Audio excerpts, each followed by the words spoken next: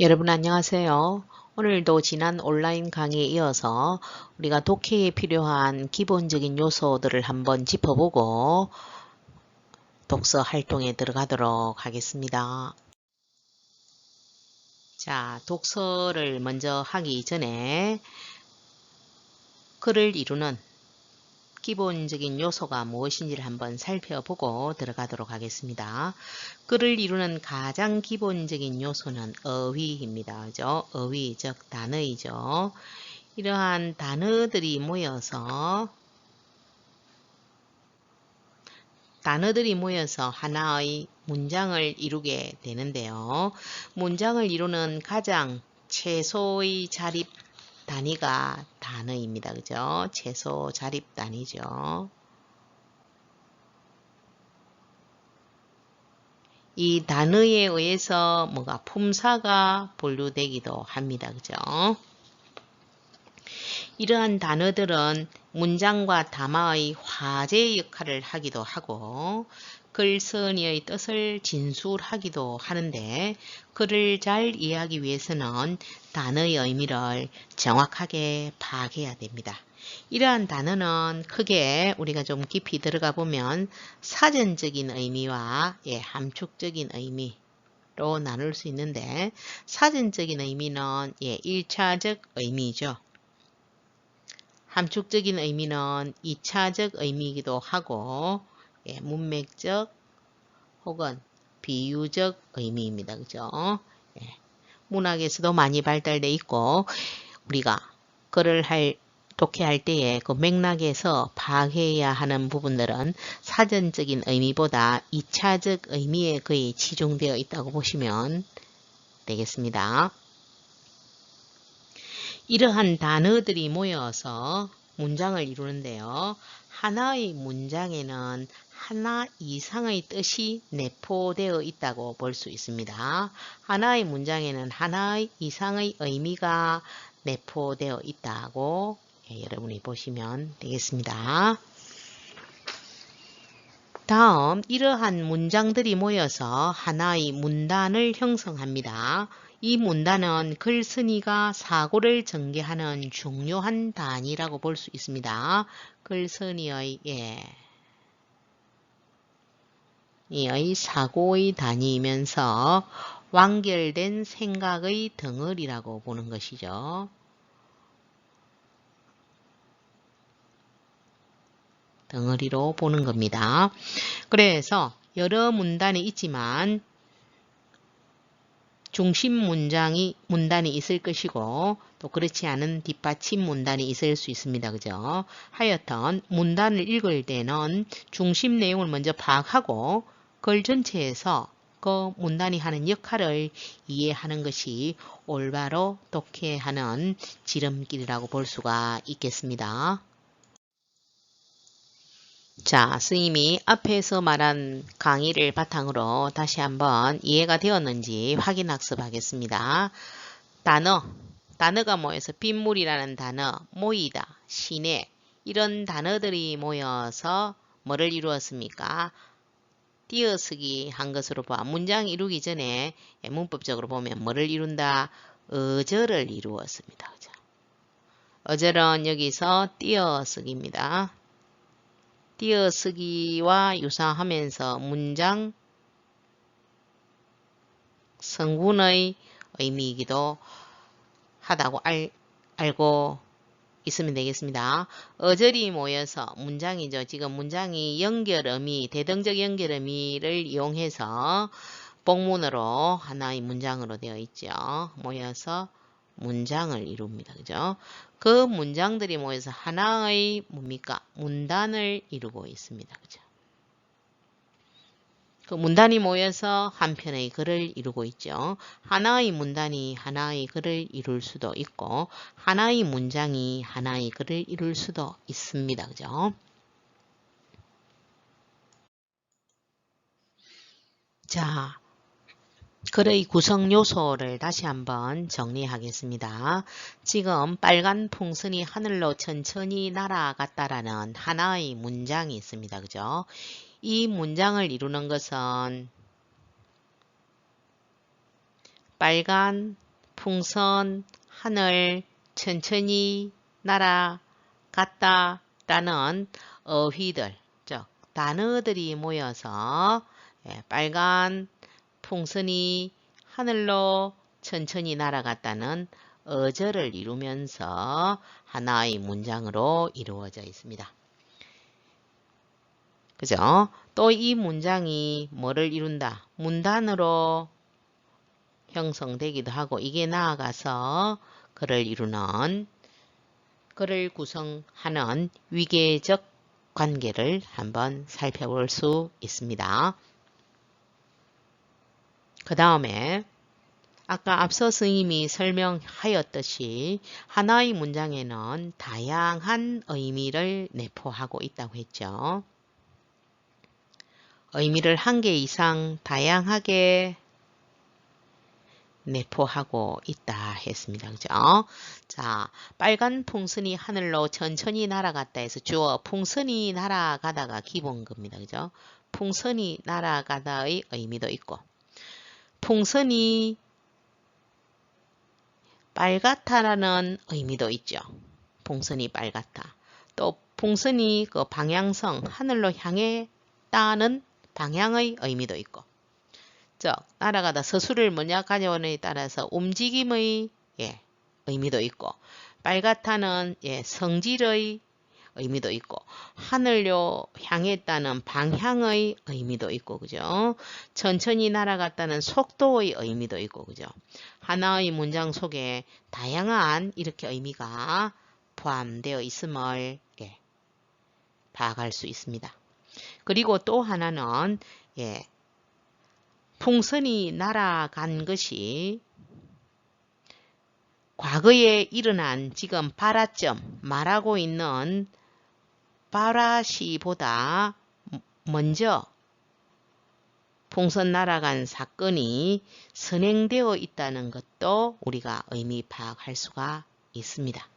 이처럼 문장을 읽을 때는 문장에 포함한 여러 가지 뜻이 있는 것 중에서 여러분이 있는 글쓴이의 목적이 무엇인지 독서의 목적과 관련된 중요한 정보를 선택, 파악하는 능력이 아주 중요하다고 할 수 있겠습니다. 자, 우리가 이제 문장으로 이루어진 문단으로 또 그 문단들이 복합적으로 누적된 한 편의 글을 볼 때는 공부한 대로 글을 내용을 이해하기 위해서는 문단의 관점에서 접근해야 됩니다. 흔히 교과서에 나오는 두타 뛰어 들어가는 형식 문단이 어떻게 구성되어 있는가 입니다. 그죠? 그래서 우리가 지문의 중심 내용과 주제를 파악하기 위해서는 문장 하나하나의 세부 내용을 정확히 파악하면서 핵심어를 중심으로 중심 화제가 무엇인지 파악해야 되는데요. 우리가 수업 시간에 이야기했듯이 국어는 서술어의 많은 정보를 담고 있습니다. 서술어 중심으로 독해하는 연습이 거듭 중요함을 강조드립니다. 그래서 우리가 문장을 볼 때에 주어, 서술어, 목적어 중심으로 가다 보면 글의 중심 내용, 중심 이야기거리, 그것이 곧 핵심 내용이면서 그 핵심 생각이 나중에 주제로 이어질 것인데요. 우리가 문장 하나하나를 이야기할 때 보통 중심 내용은 주로 명사로 이루어져 있습니다.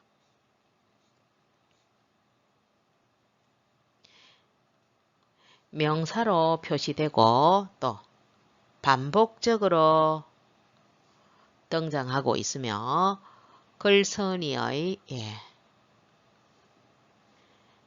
주목 대상이기도 하죠. 그래서 핵심어는 반드시 챙기면서 가는데 내용을 요약할 때 반복되는 내용은 삭제하고 너무 사소한 것도 삭제하면 되겠습니다.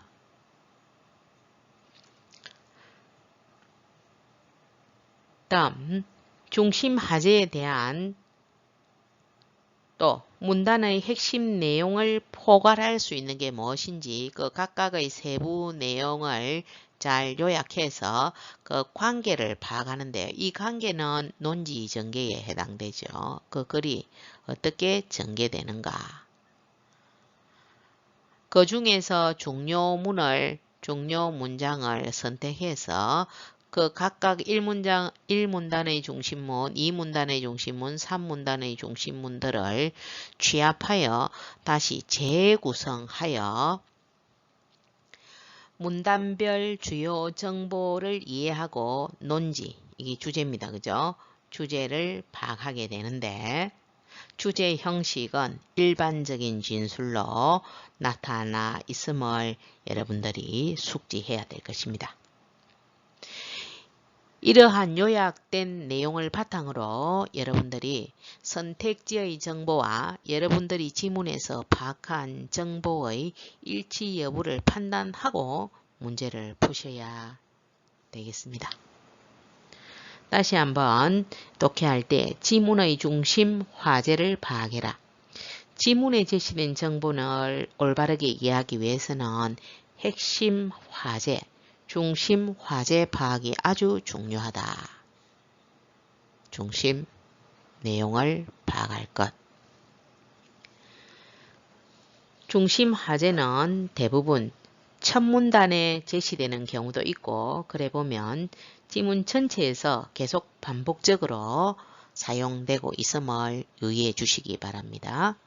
그 다음 두 번째는 그렇게 각 문단을 여러분이 요약하고 나서 문단별 주요 정보를 이해하고 주제를 파악해야 됩니다. 이때는 중심 화제를 바탕으로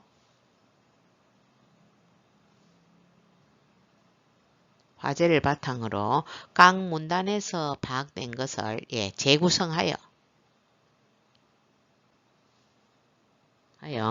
정보를 종합하죠. 정보를 재구성하고 종합하여 논지를 정확하게 파악하고자 하는 센스가 있어야 되죠.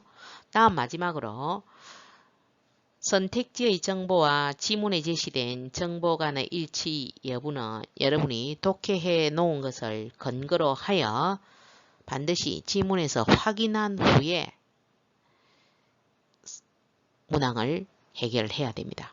단순히 여러분의 기억에 절대 의존해서 문제를 풀어서 오답을 하는 사례가 없도록 조심해야 되겠습니다. 자, 독해의 핵심 요령 다시 한번 정리하겠습니다. 첫 번째, 글에서 반복되는 핵심어, 즉 중심하제 찾아라. 그 중심하제는 반드시 명사로 대부분 나타나고 반복되어 등장한다는 사실에 주의해 주시기 바랍니다. 두 번째, 이러한 핵심어를 포함한 일반적인 진술로 된 중심 문장을 찾는다. 각 문단에 나타난 중심 문장을 찾아서 정리하는데요. 문단의 관계를 파악하면서 글쓴이의 주장, 의도가 드러나는 문단, 이게 뭡니까? 중심 문단이죠. 중심 문단을 찾아서 주제를 도출하면 되겠습니다. 자, 종합적인 정보를 파악하기 위해서는 문장, 문단 간의 관계나 글의 전체적인 흐름을 바탕으로 여러분들이 파악해야 되고요. 세부 정보는 특정 부분에 있는 정보를 뺄 건 빼고 모을 건 모으고 반복되는 것은 삭제해서 핵심 문장만 찾으면 되겠습니다. 그 다음에 여러분들이 모평이나 수능에서 혹은 독서 부분에서 주로 등장하는 문제인데요. 표제와 부제를 묻는 문제입니다. 표제는 무엇을에 해당하니까 중심 화제를 이야기합니다. 표제는 중심 화제입니다. 무엇을에 해당하죠? 무엇을에 해당하니까 이것은 다소 포괄적으로 진술됩니다. 근데 부제는 글의 흐름을 이야기합니다. 글의 흐름. 글의 흐름을 이야기하는 것으로서 어떻게 해당되죠? 어떻게 해당되니까 중심 하제인 즉 표제의 포괄적인 성격과는 반대로 뭐다? 구체적으로 진술된다고 보시면 되겠습니다. 즉 표제를 보충해주는 제목, 표제에 비해서 구체적이고 전개 방식이 포함되는 경우가 많은 것이 부제이고, 표제는 신문이나 잡지 등의 제목을 의미하는 말로 글의 내용을 요약적으로 제시되는 제목이라고 보시면 되겠습니다. 이처럼 정보를 확인하는 문제를 풀 때는 선택지의 정보와 연결시켜서 반드시 핵심을 찾는 것이 아주 중요하고요. 또 표제와 부제를 묻는 문제는 글이 무엇에 대해서 이야기하는지 글쓴 대상이죠. 대상이나 어떻게 전개하는지 전개 방식은 부제가 될 것이고요. 주에 해당하는 글의 대상은 표제에 해당한다는 것을 유념해서 요약하시면 되겠습니다. 자, 앞에 배운 내용을 중심으로 독해 한번 해보겠습니다. 자, 문장이 여러 개가 있죠. 자, 1번 문장 먼저 보겠습니다. 주어, 세안도에는 스스로 있다. 뭐가? 보죠. 마음이 있네. 어떤 마음이 있습니까? 쇠락한 스승을 생각해주는 제자의 따뜻하고 고마운 마음이 있다고 했네요. 세안도 핵심 화제입니다. 중심 화제죠. 화제가 되겠습니다.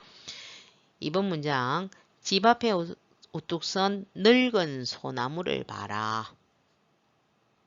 세안도의 내용이죠. 세 번째 뿌리는 박혀있고 줄기는 솟았고 하늘로.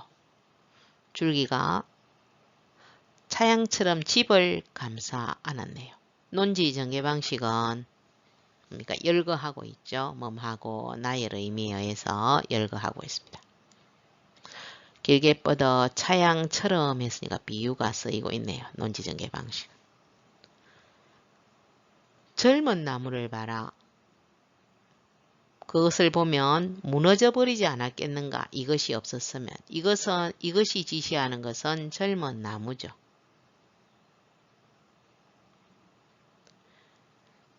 집을 지탱해 주는 것은 변함없는 푸른 소나무이다. 이 푸른 소나무는 앞에 나온 정보 유기적으로 뭡니까? 젊은 나무죠.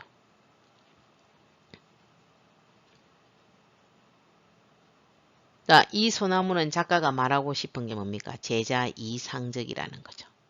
제자 이상적은 젊은 나무이면서 변함없는 소나무네요. 자, 하나의 문단으로서 우리가 중심 내용을 지금 요약해 봤습니다. 그죠? 자, 이것을 재구성해야 되겠죠.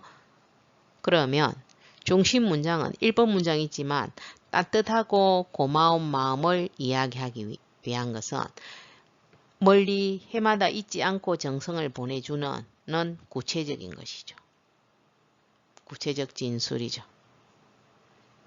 고마운 마음은 보이지 않으니까 일반적 진술이죠. 우리가 문장을 요약해 보니까 중심 문장은 몇 번 문장이다. 1번 문장이 중심문이죠. 나머지는 뭡니까? 보조문, 뒷받침문이라는 겁니다.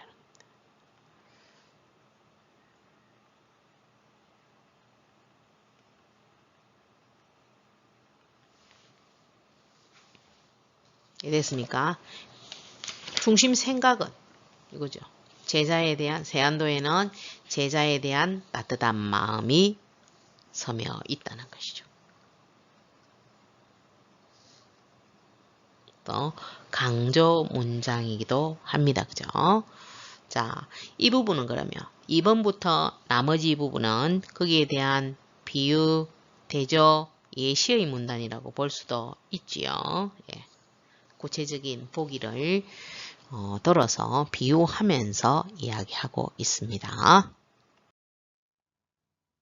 다시 독해를 잘하기 위한 가장 기본적인 첫걸음은 핵심 정보를 찾는 것이라고 할 수 있습니다. 그 핵심 정보는 우리가 지문을 다 읽어보지 않더라도 첫째 문단 혹은 둘째 문단의 앞부분 또는 마지막 문단에서 그 정보를 얻을 수가 있습니다. 그 핵심어는 곧 나아가서 글의 하재라고 볼 수 있는데요. 다른 말로 표현하면 주요 서술 대상이기도 하죠. 그러한 주요 서술 대상 혹은 글의 화제 혹은 핵심 정보를 묻는 문제는 대부분 개념을 파악하거나 두 번째는 원리나 방법을 묻는 문제로 출제되거나 세 번째는 어떤 과정을 묻거나 네 번째는 기능, 역할을 묻는 문제로 주로 발문되기도 한다는 것을 여러분들이 기억하시기 바랍니다. 다시 정리하면 중심 화제에 관한 정보는 곧 핵심 정보입니다. 그래서 출제 요소가 되는 주요 서술 대상과 중심 화제에 해당하는 정보를 찾으면서 여러분들이 서술어에 주목하면서 독해를 하셔야 되겠습니다. 다음으로는 주요 서술 대상에 대한 정보를 주목해서 글의 논지를 파악하는 문제인데요. 글의 논지가 주제 파악이기도 하죠. 글의 논지를 파악하는 건데, 자, 논지를 파악하는 방법도 앞에서 설명을 드렸습니다. 각 문단의 중심 내용은 뭡니까? 아까 핵심 정보죠. 핵심 정보를 요약하면 그 정보를 토대로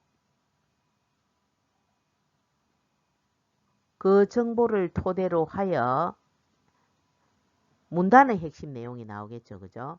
A 문단, B 문단, C 문단의 뭡니까? 핵심 내용이 있을 겁니다. 그죠?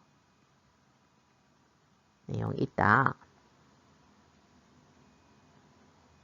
각 문단에서 어떤 내용을 핵심적으로 제시했는지를 보고 뭐하고 연결해야 된다. 글의 내용 구조와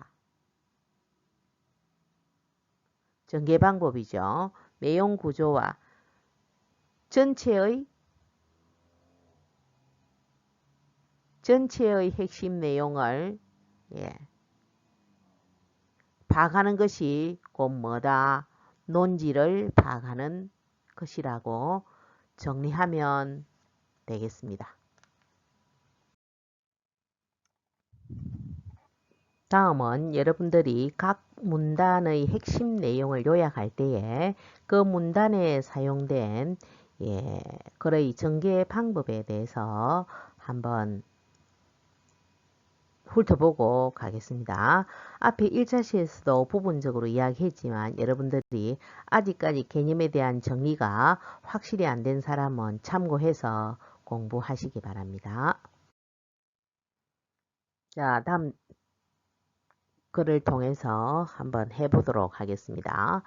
좋은 책은 어떤 책들을 말하는가? 이 핵심어죠. 핵심어.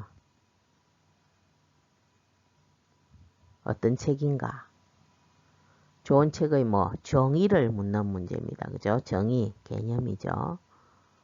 개념에 대해서 문제 제기하고 있습니다. 또 매체가 소개하는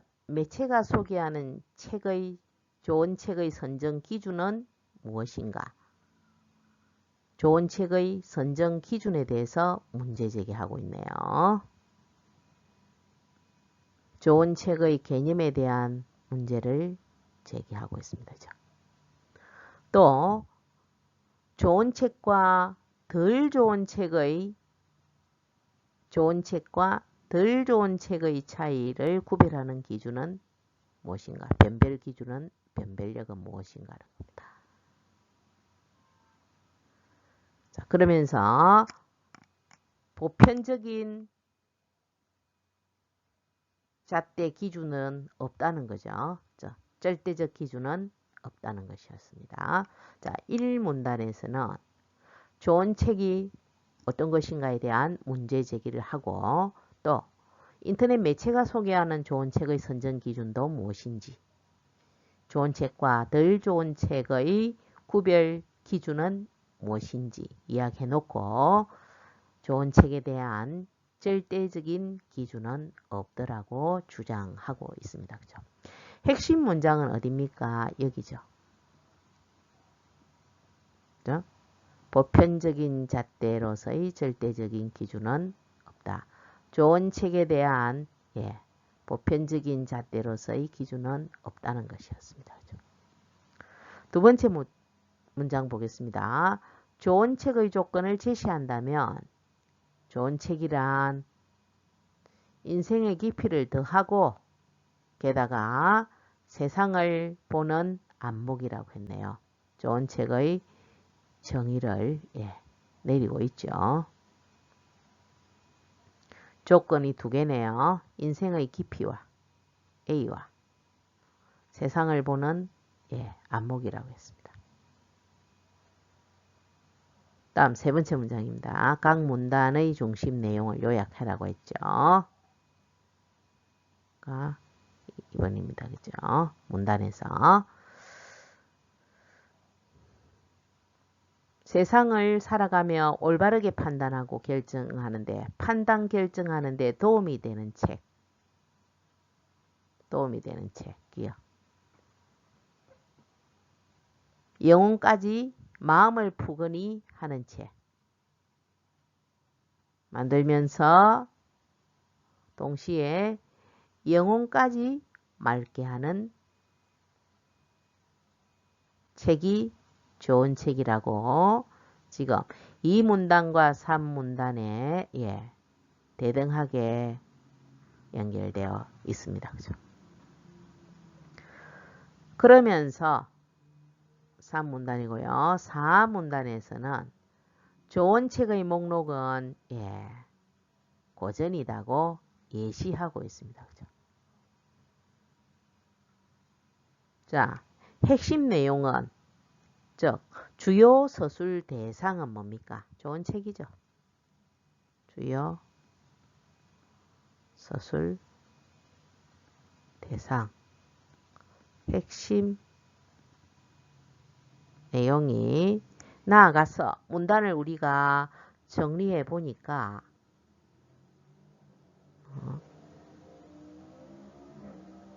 전체적으로 보는 논지는 좋은 책은 좋은 책의 조건과 그죠? 좋은 책에 대한 예시가 드러나 있는 글이라고 볼 수 있겠습니다. 이해됐습니까? 자, 글의 전개 방식과 구조를 잠깐 보겠습니다. 세부 전개는 있고요. 그런데 그 전개들이 중심 내용과 세부 내용에 맞게 이루어지고 있는지 동일성의 측면, 글의 부분들이 각 부분들이 잘 결집되어 있는지의 여부가 응집성이 되겠습니다. 그 다음에 중심 생각과 관련이 되어 이루어지는 하나의 완결된 생각의 덩어리라는 측면에서 그런 완결성을 지니고 또 중요한 내용이 어떤 것에 비해서 두드러지게 강조되는 특성이 글의 강조성이라고 합니다. 이처럼 그런 네 가지의 성격을 지니고 있다는 것을 참고로 하시면 되겠습니다. 자, 앞에 배운 내용을 바탕으로 기출로 독해 원리 다져 보겠습니다. 중심 화제를 찾는 문제인데요. 뭐 수능에서 단골 문제라고 볼 수 있죠.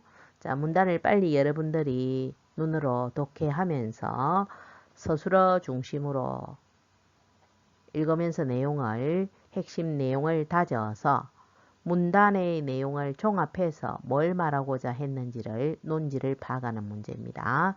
첫째 문장입니다. 그죠? 선생님이 먼저 팁을 줬습니다.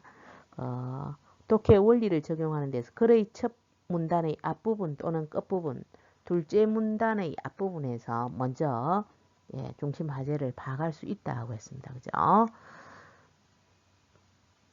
전통유학이네요. 공자, 맹자로 이어지는 전통유학에서는 주어, 하늘은 목적어, 도덕적 가치를 제공하는 권한이었다. 하늘이 자연과 함께 세상을 지배하는 섭리였다고 했습니다. 공맹의 입장에서 전통유학의 입장입니다. 하늘과 인간의 관계를 지금 이야기하고 있네요. 예시의 문단입니다. 그죠? 인간 문제는 천명과의 관계 속에서 이루어졌다. 예시는 안 종료하니까 선생님이 표시만 하라고 했습니다. 그죠? 하늘과의 관계 속에서 이루어졌는 것이 전통유학이네요. 그러나 대조를 나타내는 접속어죠. 전통유학과 다른 순자는 하늘은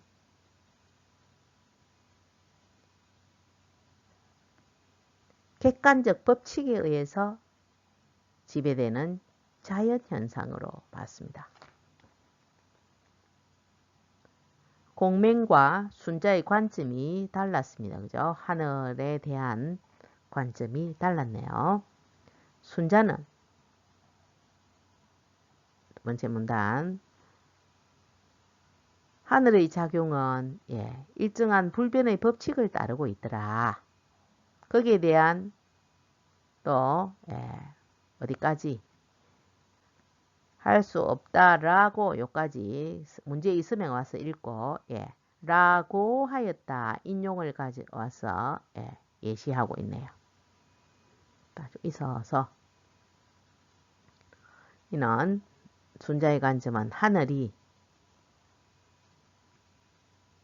인간의 하와 복을 주재하는 것이 아니라 인간이 스스로의 의지와 행동에 의해서 운명을 개척할 수 있음을 말한 것이다. 부연 문장입니다. 그죠? 순자는 하늘과 인간을 분리하고 하늘의 의지가 있음을 인정하지 않았다. 그래서 결과를 나타내는 접속어 원리나 법칙은 하늘이 주관하는 것이 아니라 객관적인 것으로 파악되었다 했습니다.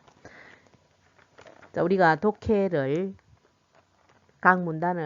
하고 각 문단을 요약했습니다. 그럼 1문단에서는 하늘에 대한 입장이죠. 하늘에 대한 입장과 관련해서 순자의 입장과 공자의 입장은 대비되고 있습니다. 그죠? 대비는 공통점이나 차이점을 이야기하는 것입니다. 그런 다음에 이 문단에서는 순자가 하늘에 대한 순자의 관점을 지금 설명하고 있죠. 따라서 중심 화제는 공맹의 이야기가 아니라 뭐예요? 하늘에 대한 순자의 관점이라고 볼 수 있겠습니다. 중심 화제는 하늘에 대한 순자의 관점이 중심 화제라고 볼 수가 있겠고, 자, 전체의 문단으로 볼 때는 전통유학과 노자유학의 차이에 대해서 대조하면서 문단이 전개되고 있다는 사실을 기억하시기 바랍니다. 전통유학과 전통유학이 아닌 순자의 관점이 대조